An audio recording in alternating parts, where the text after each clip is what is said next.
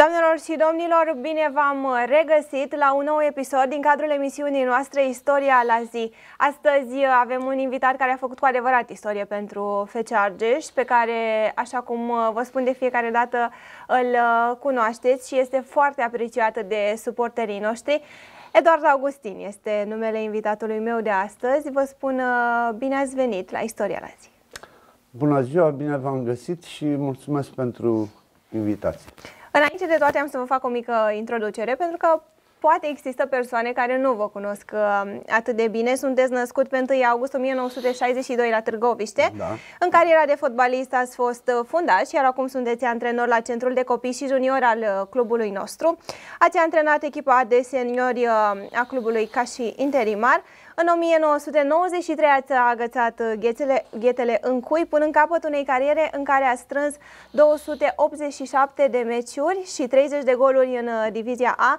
Dintre acestea, 170 de jocuri și 29 de goluri aveți pentru FC Argeș. De-a dreptul uimitor ceea ce ați făcut la echipă. O să începem cu prima întrebare a acestui episod. Aș vrea să știu care este prima amintire despre fotbal pe care o aveți și cum ați ajuns să practicați acest sport. La 10 ani am venit prima dată la stadionul Nicolae Dobrin, pe atunci îi spunea 1 mai, și m-am uitat printre gard pentru că nu găseai niciun loc liber, erau tribunele arhipline. Mi s-a părut așa ceva miraculos să văd acei jucători cu acea masă musculară și gazonul acela verde, așa îmbietor, parcă era un covor verde, și în special pe Marele Dobrin. Atunci mi-am jurat că trebuie să fac orice. Am visat. Dacă nu visezi, nu-ți propui, nici nu ai cum să realizezi. Și acest vis mi s-a împlinit și în 1980, pe 2 august, la Craiova, am jucat în meci oficial împreună cu Marele Dobrin. Atunci vestiarul Argeșului era plin de nume mari. Și vă mai aduceți aminte, nu știu, despre debutul pe care l-ați avut în acel sezon? Da, în 1979, în vară, am fost cooptat în lotul echipei de seniori. Deci, tocmai ce luaseră campionatul, cu acel meci de pomină de la Dinamo București, cu acel ultim gol al lui Neagică Dobrin, când i-a spus arbitrului că degeaba mai prelungește meciul, că mai dă un gol. Iar ulterior am debutat în 1980, deci vă dați seama că erau jucătorii care luaseră campionatul. Pot să spun aici despre Mihai Zanfir, Radu Doi, Nicolae, Vărbulescu, Cârstea, Stancu, Cristian Speriatu, Neagică, bineînțeles, Neagică Dobrin, mai e cazul să mai spunem. Deci era o echipă fabuloasă. Să iei campionatul împotriva lui Dinamo pe vremurile acelea, când se mai umblau și pe la secțiile de miliție, ca să spun așa, să joci mai ușor. Mi-aduc aminte că atunci Dinamo deja își luaseră bilete pentru concediu în Spania cu soțiile. Și noi, sau echipa de atunci, le-a stricat toate planurile. Cum a fost ca din fanul lui Dobrin să deveniți colegul acesta, mai ales că știu că este idolul dumneavoastră? Da, a fost idolul și este idolul tuturor copiilor. Cei mici probabil că le mai spun părinții, dacă nu știu. Dobrin a fost un magician, ca să spun așa, nu exagerez. Deci nu puteai să iei mingea. În primul rând că avea și un fizic robust și nu prea era faultat, probabil și pentru că era foarte puternic, dar în mare măsură cred că pentru că le era și frică la adversar să-l atace. Da, a fost o muncă asiduă. Pe vremurile alea nu prea aveai tehnologia din ziua de azi, toată ziua jucam fotbal, am nimerit și la școala numărul 11, unde tot așa era o clasă specială de fotbal. Deci fotbal. Noi nu prea aveam alte activități. Dar aveam în schimb și terenuri, maidane, în afară de școală, unde în orele libere puteai să bați mingea, pentru că în ziua de azi nu mai sunt aceste terenuri libere și copiii nu prea mai au pe unde să mai completeze ce fac la antrenament, pentru că nu știu dacă e de ajuns ce faci la antrenament. Trebuie să mai faci ceva în plus.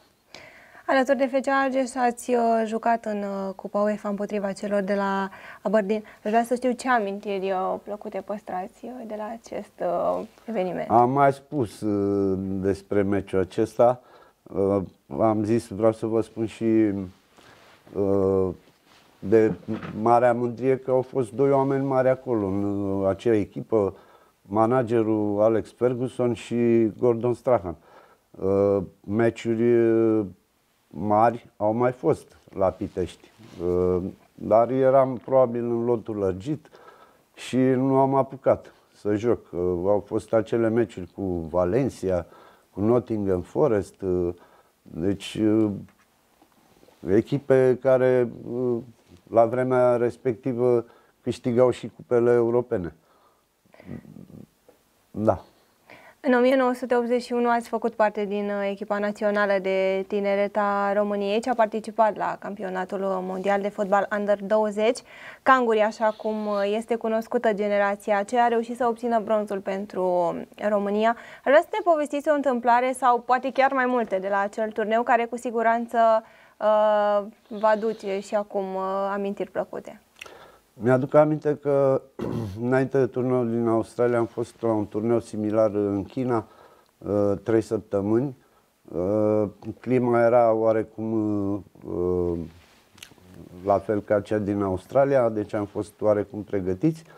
În Australia mi-aduc aminte că era o comunitate destul de mare de români care ne invitau mereu, veneau la meciuri.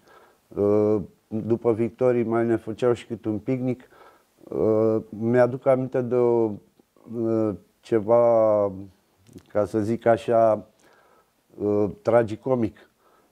Noi aveam niște tricouri din lână și aveau aici tricolorul la gât, în anchior.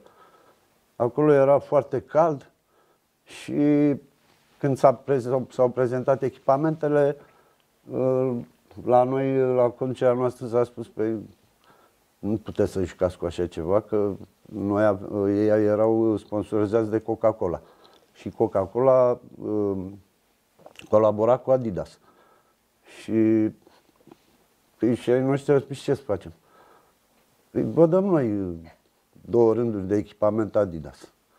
Și așa asta a fost o întâmplare, v-am zis, comică, așa, adică în acele vremuri nu prea erau într-adevăr condiții, sportul era în prim plan, dar eram puțin în urmă la acest aspect.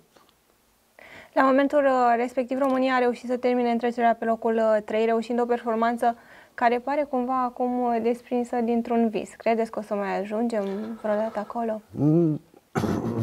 Deci copii talentați au fost și vor fi. Nu aici este problema. Problema este mentalitatea lor, gândirea lor, viața pe care o duc.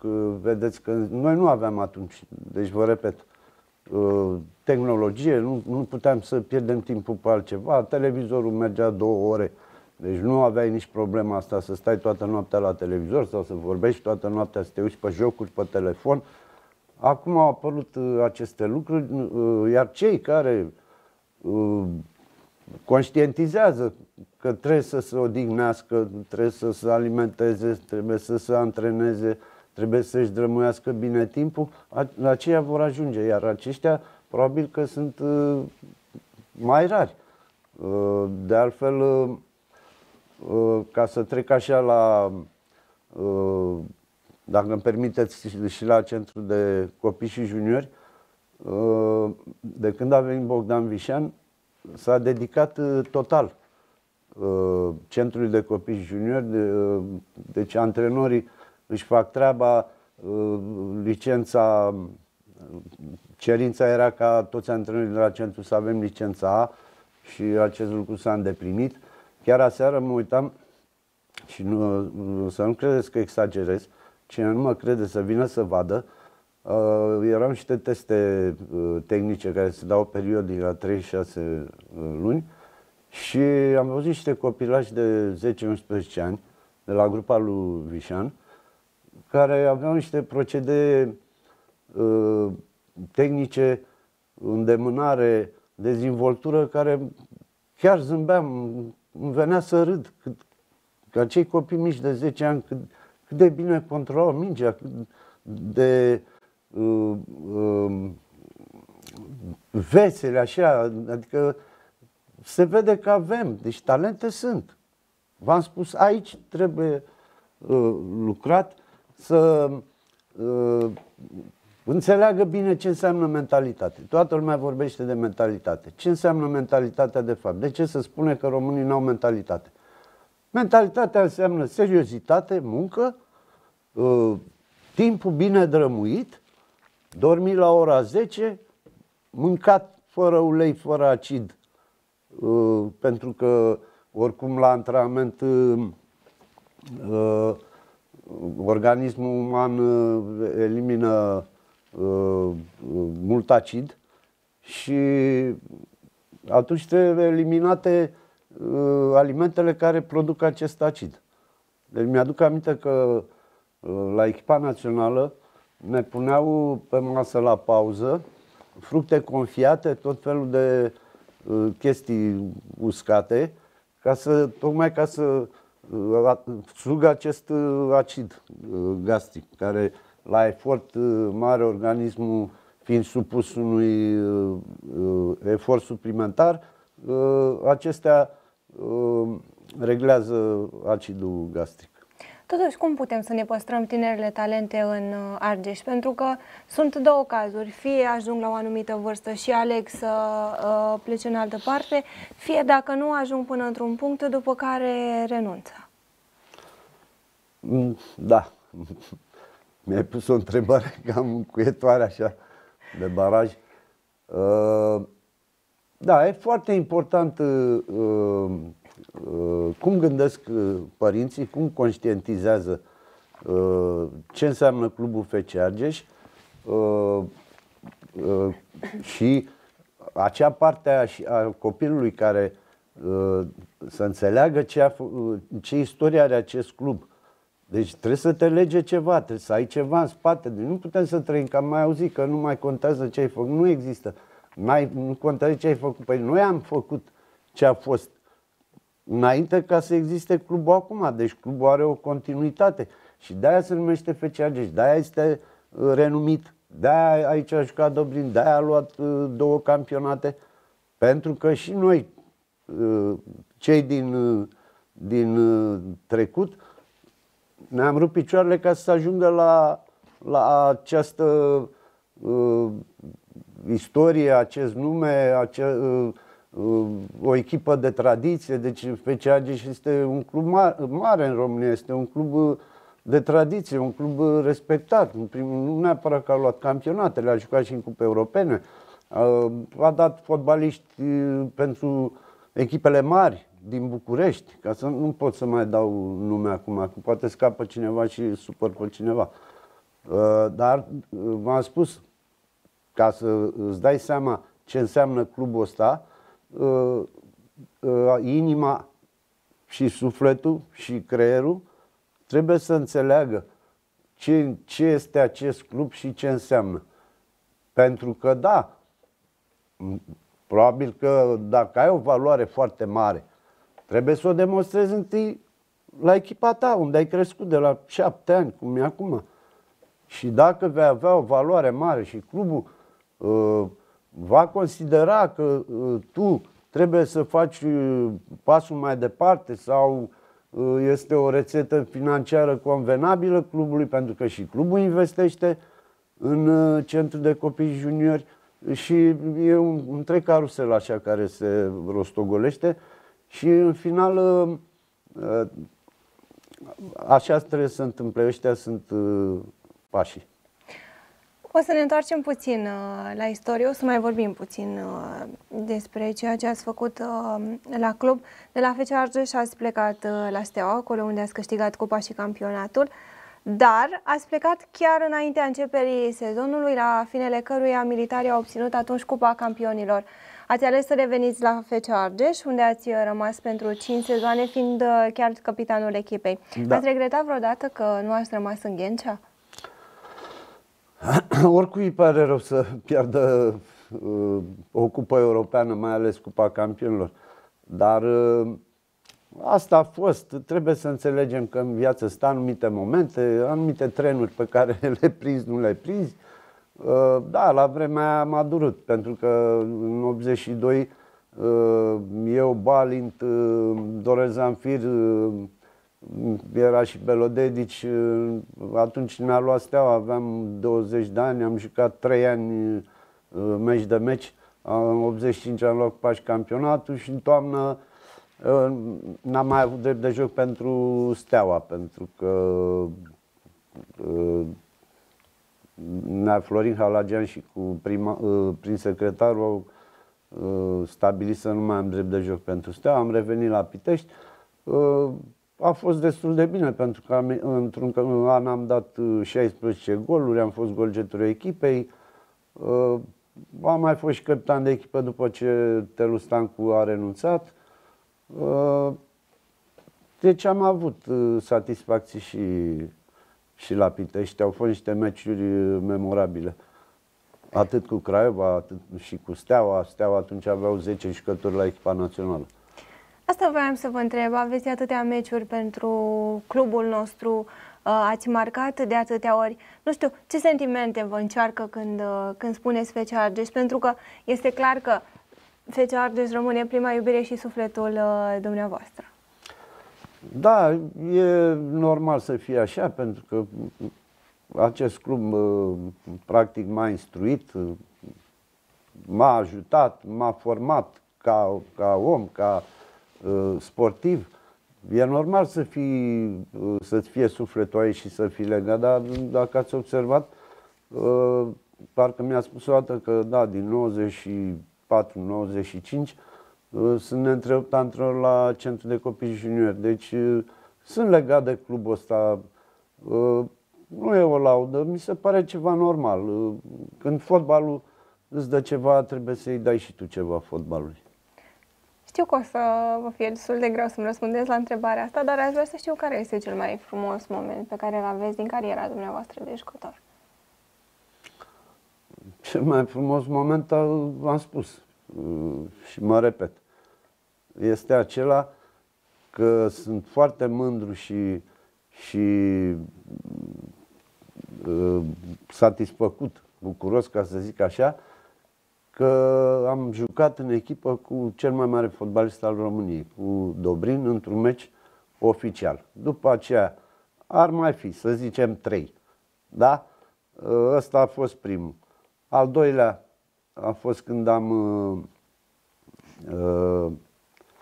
debutat în Liga 1 și al treilea când am fost numit antrenor la echipa de seniori în 3 mandate și chiar e o chestie simpatică așa. Am apucat și un meci ca antrenor principal la Liga 1. Care este cel mai bun adversar pe care l-ați întâlnit? Am mai spus-o. Lăcătuș era un jucător foarte dur, agresiv, dar nici eu nu eram ușă de biserică. Și Țărnar de la Dinamo, pentru că atunci când am fost la Steaua erau acele derbiuri în care veneau 80-100 de mii de spectatori, deci acolo era pe viață și pe moarte să câștige acel meci. Sub tricolor ați jucat un singur meci, este vorba despre un amical cu Israelul, disputat pe 8 aprilie 1987 la Târgu Mureș. Ați intrat la pauză în locul lui Gabi Balint. Uitându-ne cumva retrospectiv peste cariera dumneavoastră, ne întrebăm de ce nu ați fost selecționat mai des la națională. Trebuie să fac iarăși o precizare, deci am avut mai multe meciuri amicale, dar acesta a fost oficial. Deci am mai spus, am făcut parte și din lotul lăgit al României, care a participat la campionatul european din 84. Spunea Mircea Lucescu. Deci Mircea Lucescu mă chema regulat la echipa națională, mai mult la cantonamente, pregătiri, meciuri amicale. Dar a fost greu. Trebuie să recunosc că Ungureanu a fost un jucător poate mai complet decât mine. Întorcându-ne în prezent, aș vrea să știu cum vi se pare actuala echipa FC Argeș. Să vă spun drept, am văzut un progres, mai ales acum în meciul cu Rapid, în care am trecut de puțin pe lângă victorie. Echipa mi s-a părut mult mai agresivă, reactivă, toată lumea a încercat să recupereze mingea după ce se pierdea mingea. Am văzut o prospețime, am văzut o poftă de joc mai mare decât ce am văzut în meciurile trecute. Acest Garita, care este o forță a naturii, că este foarte greu de ținut, am văzut că în acest meci deja mijlocașii au început să-l susțină mai mult. Până acum mi se părea că era cam pierdut pe acolo prin față. Numai dacă își lua el o acțiune, pentru că are o forță deosebită. Mi-a plăcut revenirea de forma lui Șerban. Nu prea vreau, nu stă în caracter să dau nume, pentru că toată echipa practic a avut un joc bun, un joc plăcut. Adică s-a construit, s-a pasat, am avut ocazii, cel puțin repriza a doua, dar ziceam de Șerban, această revenire de forma lui a fost foarte aproape de Garita, a închis foarte bine spațiile, a contribuit și la faza de atac, este un bun shooter, ați văzut că de altfel a și dat golul. Echipa a început să facă un pressing mai agresiv, are o progresie mai bună, organizarea jocului, fiecare jucător am văzut că este mult mai responsabil. Golul a fost practic o întâmplare nefericită, pentru că după aceea nu mai știu să fie avut ocazii Rapidul. Repriza a doua am construit foarte mult, i-am ținut în jumătatea lor de teren, am avut și acțiuni finalizate și ratări, și să nu mai spun de acea ratare din ultimul minut. Nu știu cine a fost, Alseus parcă acolo, când de la 6 metri mingea s-a dus în portarul echipei adverse. Deci eu văd un progres la echipă, așa cum am spus și altă dată, a trecut puțin timp, ceva timp să zic, și jucătorii probabil încep să înțeleagă și să aplice în teren ideile antrenorului. Bineînțeles, cu această ocazie se creează și acele relații de joc, jucătorii se cunosc mai bine între ei, cam știu ce au de făcut, adică de fapt ce le cere antrenorul, și încet, încet aceste lucruri încep să se implementeze în jocul fiecărui jucător. Deci e un plus. Sper ca meciurile următoare să fie tot pe această linie, dar așa mă aștept. Și a început parcă să fie jocul puțin mai plăcut, adică ar putea acest joc să atragă spectatori. Pentru că atunci când ataci, când ai ocazii, publicul începe să vină. Pentru că de asta sunt dornici suporterii. Să vadă acțiuni, să vadă faze, să vadă goluri, hai să zicem chiar și ratări, că și ele fac parte din joc. Deci trebuie să vezi ceva să te atragă, să te scoată din moleșeală. Adică să-ți dea o adrenalină, să vezi că trage un șut tare, că e gol, că e bară, că scoate portarul. Adică astea sunt dorințele suporterilor. Mi-a spus dintre seniori pe cine ați remarcat și cine v-a plăcut în mod deosebit. Aș vrea să știu dintre juniorii echipei noastre pe cine, sau de fapt cine v-a atras atenția. Da, sunt câțiva juniori, v-am mai spus, care sunt chemați periodic la antrenamentele echipei de seniori. V-am zis, sunt cei doi portari, Betini și Briciu. Iani Spârvu, care deja văd că face regulat parte din lotul echipei. Au mai fost chemați la antrenamente și Stoica, Badea, Mircea Adelin. Am văzut că, dar nu mai este junior, Ciuciulete Radu, la fel, fundașul central, care este cu echipa mare, Gino, care este mai vechi acolo. Nu știu dacă, mă iertați, dacă cumva omit vreun junior să nu se supere pe mine. Cam despre acești băieți este vorba, dar v-am spus, am văzut toate grupele, am fost și la meciuri. Fiecare grup în parte are 3-4 jucători de excepție. Care cu siguranță o să reprezinte cu mândrie altul. Eu așa zic, niciodată nu mi-a plăcut să mint și întotdeauna am spus adevărul, pentru că v-am mai spus că și numele, că sunt neamț, bunica mea a fost nemțoaică. Deci nu exagerez, nu mint, nu păcălesc pe nimeni. Sunt copii foarte talentați la toate grupele.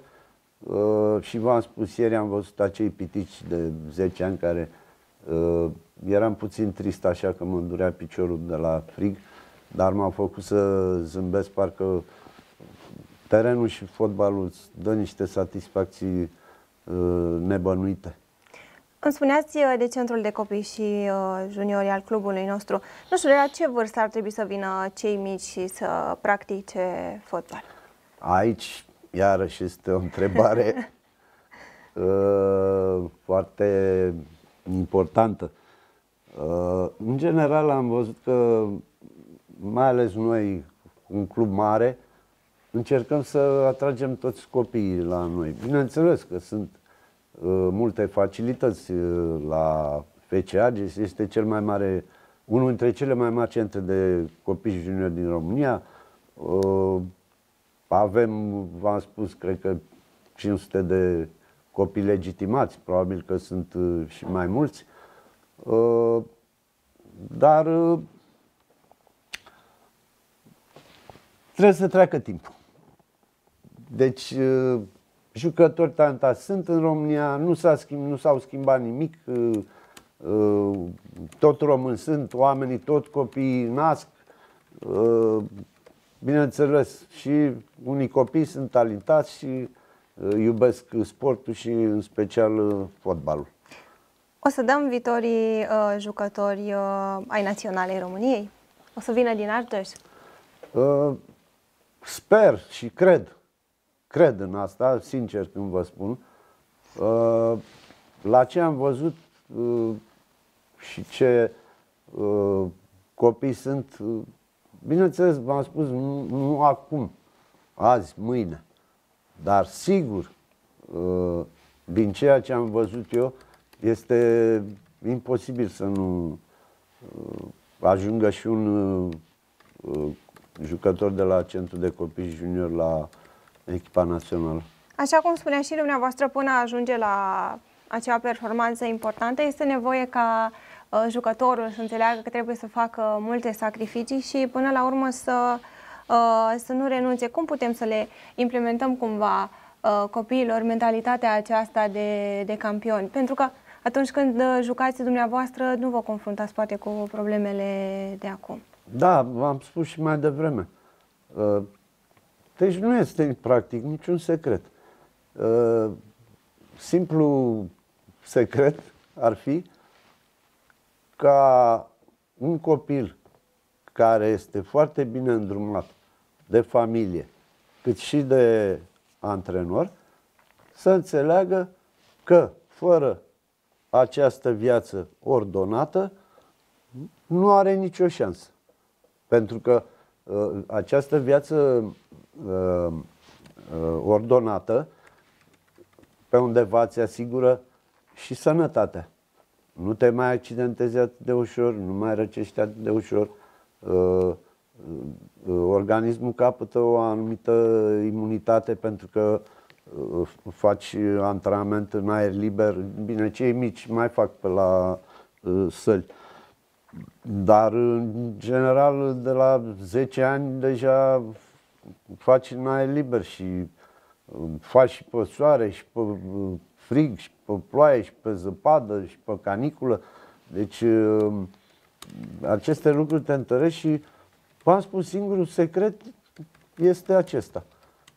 Ca jucătorul și părintele să înțeleagă, fără odihnă, la ora 10, fără telefon, fără sucuri cu acid, fără acele mâncăruri de fast food, cât mai puțin ulei, mâncare cât mai sănătoasă sau mai light, ca să zic așa. Și așa